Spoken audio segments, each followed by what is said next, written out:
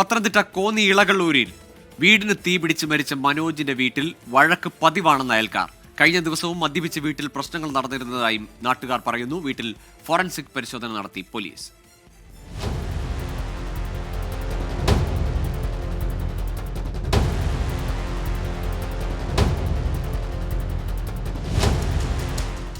ഇളകൊള്ളൂർ ലക്ഷം വീട് ഭാഗത്തെ വനജ സോമൻ ദമ്പതികളുടെ വീടിന് കഴിഞ്ഞ ദിവസം രാത്രിയാണ് തീപിടിച്ചത്. അപകടത്തിൽ വനജയുടെ മകൻ മനോജ് സംഭവസ്ഥലത്ത് തന്നെ മരിച്ചു. മദ്യപിച്ച് മനോജും വീട്ടുകാരും തമ്മിൽ സ്ഥിരം വഴക്കെന്ന് നാട്ടുകാർ പറയുന്നു. അയ്യോ, അവർ എന്നും വഴക്ക. വെള്ളം അടിച്ച് ഇന്നലത്തെ വഴക്ക, എന്നും വെള്ളം അടിച്ചു കഴിഞ്ഞാൽ വഴക്ക. അവർ അമ്മയും മോനും അച്ഛനും ഒക്കെ ആയിട്ട്. ഫോറൻസിക് സംഘം കത്തി നശിച്ച വീട്ടിലെത്തി പരിശോധന നടത്തി.